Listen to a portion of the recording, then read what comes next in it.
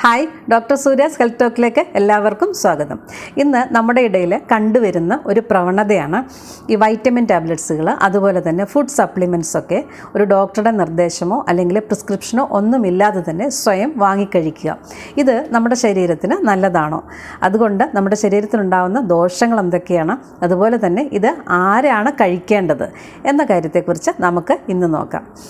ആദ്യം തന്നെ പറയട്ടെ, ഈ വൈറ്റമിൻസും മിനറൽസ്, കാർബോഹൈഡ്രേറ്റ്, പ്രോട്ടീൻസ് ഇവയെല്ലാം തന്നെ നമ്മുടെ ശരീരത്തിന് ഏറ്റവും അത്യാവശ്യമുള്ള ഘടകങ്ങളാണ്. അതായത് നമ്മുടെ ശരീരത്തിൻ്റെ പ്രതിരോധ ശക്തിക്ക്, നമ്മുടെ ശരീരത്തിലെ ആന്തരിക അവയവങ്ങളുടെ പ്രവർത്തനങ്ങൾ സുഗമമായിട്ട് നടക്കുന്നതിന് വേണ്ടിയിട്ട്, നമ്മുടെ ശരീരത്തിൻ്റെ വളർച്ചയ്ക്ക്, എല്ലിന്, പല്ലിന് എന്ന് വേണ്ട നമ്മുടെ ശരീരത്തിലെ ഓരോ സെല്ലിനും ഇത് അത്യാവശ്യമാണ്. ഇത് ഒരു പ്രത്യേക അളവിൽ കാൽസ്യം, മഗ്നീഷ്യം, സിങ്ക്, പ്രോട്ടീൻ എല്ലാം തന്നെ ഒരു പ്രത്യേക അളവിൽ തന്നെ നമ്മുടെ ശരീരത്തിൽ നിലനിർത്തി പോകുന്നുണ്ട്.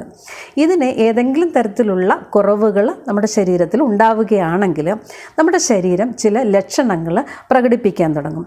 അതായത് നമ്മുടെ കാൽസ്യത്തിൻ്റെ ഡെഫിഷ്യൻസി കൊണ്ട് കൈകാൽ കഴപ്പ്, മുടി കൊഴിച്ചിൽ, നഖം പൊട്ടുക, അങ്ങനെയുള്ള കുറച്ച് സിംറ്റംസ് നമ്മുടെ ശരീരം കാണിക്കും. വൈറ്റമിൻ സിയുടെ ഡെഫിഷ്യൻസി വരുമ്പോൾ ചെറിയ തരത്തിലുള്ള ബ്ലീഡിങ്ങുകൾ, മോണയിൽ നിന്നൊക്കെ ബ്ലീഡിങ് ഉണ്ടാകുക, സ്കിന്നിലൊക്കെ ചെറിയ പാടുകളുണ്ടാകുക. വൈറ്റമിൻ ഡിയുടെ ഡെഫിഷ്യൻസി കൊണ്ട് മസിൽ പെയിൻ ഉണ്ടാകുക, ജോയിൻറ്റ് പെയിൻ ഉണ്ടാകുക, ഭയങ്കരമായ ക്ഷീണം ഉണ്ടാകുക, ഒരു എനർജി ഇല്ലാത്തൊരവസ്ഥ വരിക.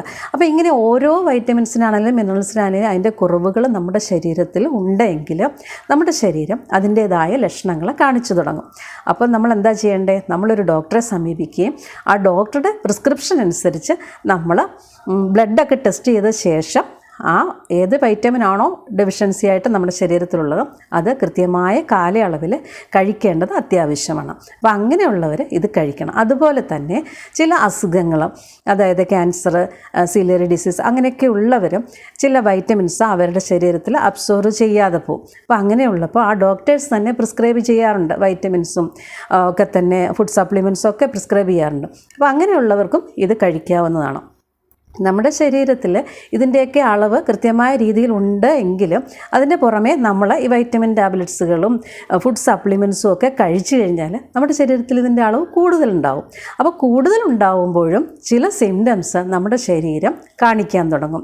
അതായത് കാൽസ്യത്തിൻ്റെ അളവ് കൂടിക്കഴിഞ്ഞാൽ നമുക്ക് ഹാർട്ട് അറ്റാക്ക് വരെ ഉണ്ടാകാനുള്ള സാധ്യതയുണ്ട്. കിഡ്നി സ്റ്റോൺ ഉണ്ടാകാം, അതുപോലെ തന്നെ പിത്താശയ കല്ലുകൾ ഉണ്ടാകാം. അപ്പം അതുപോലെ ഈ കാൽസ്യത്തിൻ്റെ കൂടുതൽ കൊണ്ട് നമ്മുടെ ശരീരം കുറച്ച് സിംറ്റംസ് കാണിക്കാൻ തുടങ്ങും.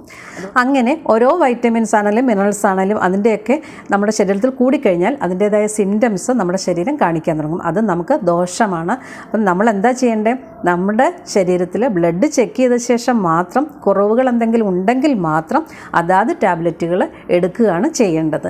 ഒരു കാരണവശാലും സ്വയം ബ്ലഡൊന്നും ചെക്ക് ചെയ്യാതെ തന്നെ ഇങ്ങനെയുള്ള വൈറ്റമിൻ ടാബ്ലറ്റ്സുകളും ഫുഡ് സപ്ലിമെൻറ്റ്സും ഒന്നും എടുക്കുന്നത് അത്ര ഹെൽത്തി അല്ല. നമ്മുടെ ഫുഡ് കുറച്ചൊന്ന് ശ്രദ്ധിച്ചു കഴിഞ്ഞാൽ നമുക്ക് ഈ വൈറ്റമിൻ ടാബ്ലറ്റ്സുകളും ഈ ഫുഡ് സപ്ലിമെൻറ്റ്സും എല്ലാം ഒഴിവാക്കാവുന്നതാണ്. അതായത് നമ്മുടെ ഫുഡ് കഴിക്കുമ്പോൾ അതിനകത്തുള്ള വെജിറ്റബിൾസും ഫ്രൂട്ട്സും എല്ലാം നല്ല രീതിയിൽ ഉൾപ്പെടുത്തുക. അതുപോലെ നന്നായിട്ട് ധാരാളം വെള്ളം കുടിക്കുക. അതുപോലെ നമ്മുടെ എക്സർസൈസ്, ഡെയിലി എക്സർസൈസ് ചെയ്യുക. അതുപോലെ ഉറക്കം, ഒരു 7 മണിക്കൂറെങ്കിലും നല്ലൊരു ഉറക്കം ഉണ്ടാകുക. ഇങ്ങനെയൊക്കെയുള്ള കാര്യങ്ങൾ ശ്രദ്ധിച്ചു കഴിഞ്ഞാൽ നമുക്ക് ഈ വൈറ്റമിൻ ടാബ്ലറ്റ്സുകളും ഫുഡ് സപ്ലിമെൻറ്റ്സും എല്ലാം തന്നെ ഒഴിവാക്കാൻ പറ്റും. ഇപ്പോൾ സാധാരണ കാണുന്നതാണ് ഈ പ്രോട്ടീൻ പൗഡറുകളൊക്കെ ഈ ജിമ്മിലൊക്കെ പോകുന്ന ആളുകൾ കഴിക്കുന്നത്. അതും നമ്മൾ കിഡ്നിയുടെ ഫങ്ഷനൊക്കെ ടെസ്റ്റ് ചെയ്ത ശേഷം മാത്രം എടുക്കേണ്ട ഒന്നാണ് ഈ പ്രോട്ടീൻ പൗഡറൊക്കെ. അപ്പോൾ അങ്ങനെയൊക്കെയുള്ള കാര്യങ്ങൾ ശ്രദ്ധിക്കുക. നമ്മുടെ ശരീരത്തിന് ഗുണത്തിന് വേണ്ടി നമ്മൾ കഴിക്കുന്നത് ദോഷമാകാതെ ഇരിക്കാൻ നോക്കുക. എല്ലാവർക്കും നല്ലൊരു ദിവസം ആശംസിക്കുന്നു. Stay healthy, be happy.